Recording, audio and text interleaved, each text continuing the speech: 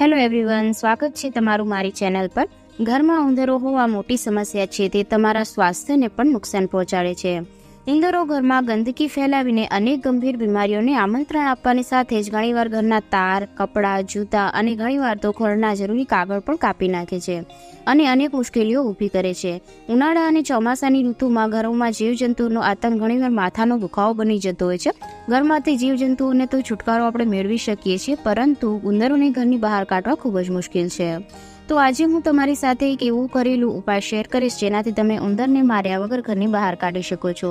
તો એના માટે મેં અહીંયા લઈ લીધા છે 4 થી 5 લીલા મરચાં। તો અહીંયા જે એકદમ તીખા લીલા મરચાં આવે આપણે એનો ઉપયોગ કરવાનો છે। ઘણી વખત લીલા મરચાં તીખા અને મોળા બંને જાતના આવતા હોય છે, પરંતુ આપણે જે સૌથી વધારે તીખા હોય એનો જ અહીંયા ઉપયોગ કરીશું। તો મેં અહીંયા 4 થી 5 જેટલા લીલા મરચાં લઈ લીધા છે। ત્યારબાદ આપણે લઈશું 1 વાટકી જેટલો ઘઉંનો લોટ। તો અહીંયા કને જેટલું તમારે પેસ્ટ બનાવી હોય એ પ્રમાણે તમે અહીંયા ઉપયોગ કરી શકો છો। તો અહીંયા મેં ઘઉંનો લોટ છે એને 1 ચમચા જેટલો લીધો છે। તો અહીંયા તમે ઘઉંના લોટની જગ્યા પર કોઈ બીજો લોટ જો તમારે બેસન વગેરે ઉપયોગમાં લેવું હોય તો તમે એનો અહીંયા એ પણ ઉપયોગમાં લઈ શકો છો। તો મેં અહીંયા ઘઉંનો લોટ છે એને લઈ લીધો છે। ત્યારબાદ આપણે એની અંદર ઉમેરીશું બીજું ઇન્ગ્રેડિયન્ટ્સ। તો અહીંયા જેટલા પણ આપણે સામગ્રી ઉમેરીશું એ બધા જ સામગ્રીનું પ્રમાણ એક સરખું રાખવાનું છે, કોઈ ઓછું કે કોઈ વધારે એ રીતના આપણે અહીંયા ઉપયોગમાં નહીં લઈએ। તો હવે ત્યારબાદ આપણે લઈશું વિનેગર, જે આપણે ચાઇનીઝ જમવામાં ઉપયોગમાં લેતા હોઈએ છીએ, એ જે ઇઝીલી દરેકના ઘરમાં મળી જાય છે। અને જો તમારી પાસે જે વિનેગર છે એ ના હોય તો તમે એની જગ્યા પર લીંબુનો રસ છે એનો પણ ઉપયોગ કરી શકો છો, એની અંદર પણ એટલી જ ખટાશ હોય છે।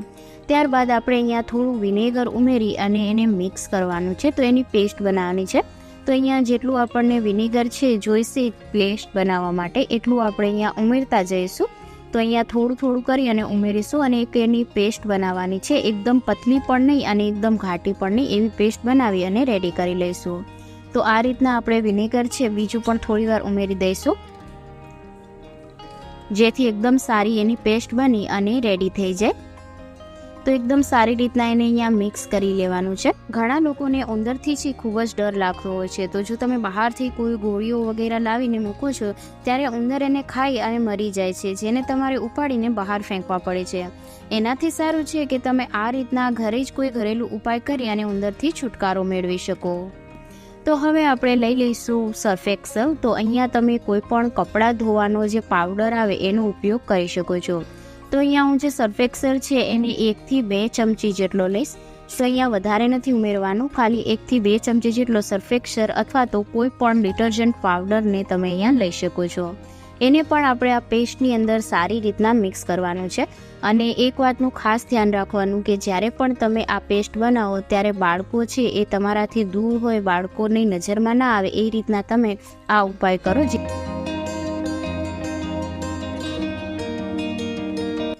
તો અહીંયા મેં પેસ્ટ છે એ બનાવી અને રેડી કરી લીધી છે।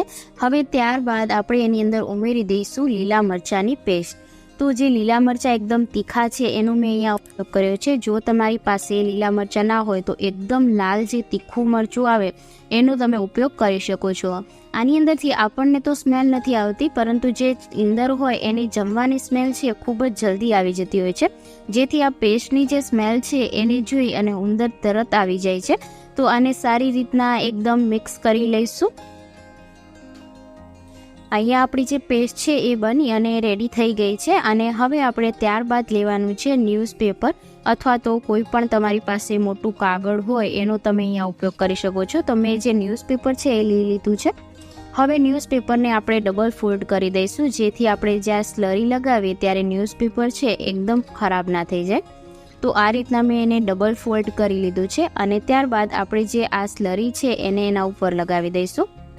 તો આ જે ઉપાય છે એ કર્યા પહેલાં એક વાતનું હંમેશા ધ્યાન રાખવું કે આ ઉપાય છે હંમેશા રાતના સમયે કરવું, જેથી જે ઉંદર છે એ રાતના સમયે કિચનની અંદર સૌથી વધારે આવતા હોય છે, અથવા તો ઘરના કોઈ પણ ખૂણાની અંદર ઉંદર રાતના સમયે ખૂબ જ વધારે આવે છે।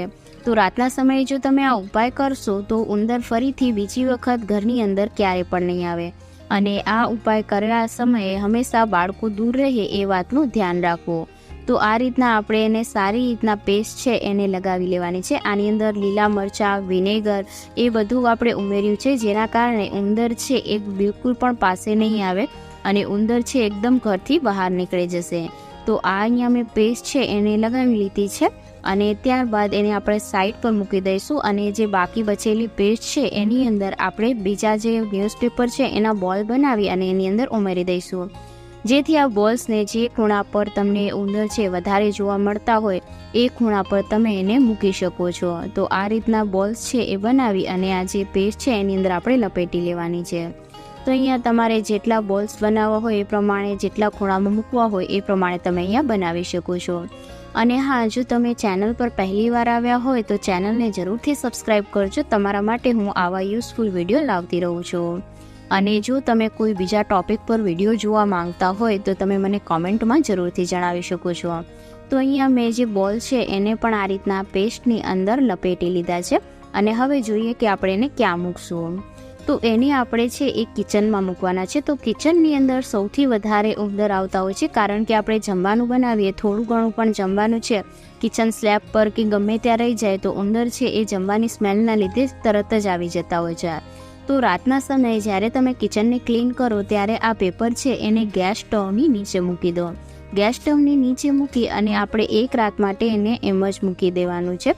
હવે રાતના સમયે જ્યારે પણ ઉંદર આવશે ત્યારે જો એક વખત આ પેસ્ટ ચાખી જશે તો ઘરની અંદર એ બીજી વખત ક્યારેય નહીં આવે. આ રીતના પેસ્ટ બનાવી અને તમે ઘરના અલગ અલગ ખૂણાની અંદર પણ મૂકી શકો છો. તો આ ઉપાય છે જે નાની દાદી પહેલાંના જમાનામાં કરતા હતા એ જ ઉપાય છે અને આ 100% કારગર છે. જો તમારા ઘરમાં વધારે ઉંદર આવતા હોય તો તમે એક વખત જરૂરથી ટ્રાય કરજો અને તમારા રિઝલ્ટ છે એ પણ કોમેન્ટ સેક્શનમાં જરૂરથી જણાવજો. તો મેં અહીંયા જે બીજા બોલ્સ છે એને પણ રાખી દીધા છે, જેને તમે કોઈના કોઈ પણ ખૂણામાં મૂકી શકો છો.